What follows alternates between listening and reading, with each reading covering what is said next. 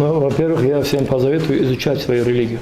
Изучать свою религию. У каждого есть права, как посланник Аллаха саллаллаху сказал, есть права мужа, есть права жены, и каждый пусть отдает свое право, то есть должен отдать право. Мужчина должен очень уважительно относиться к своей жене, очень уважительно. А нет такого, что мужчина является царем там, и кем угодно, и жена во всем должна ему подчиняться. Да, если муж повелевает что-то из дозволенного, то в довольство мужа, довольство Аллаха, как сказано. Да, в этом случае жене нужно подчиняться мужу, если он не повелевает что-то там запретное, или же там, я не знаю, то, что ей не по силам и так далее.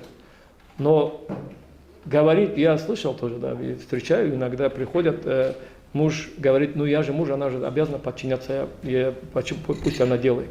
Во-первых, ты правильно это скажи, чтобы она захотела это сделать.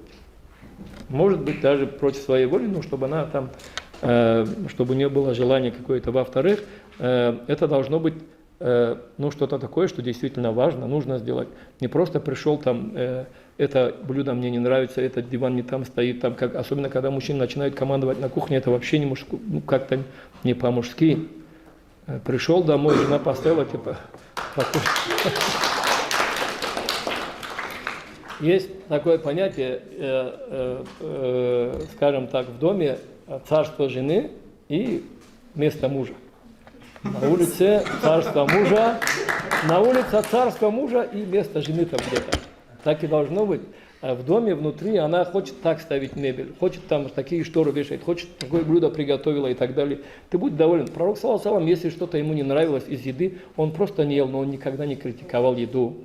Конечно, огромное благо, если жена спрашивает, что ты хотел бы покушать, я хочу приготовить там то, что ты любишь. Ну, если муж говорит, что желаешь сама, пусть тогда не обижается то, что она приготовила, пусть есть с довольным лицом. С довольным лицом, если сказал такие слова. Поэтому у меня все.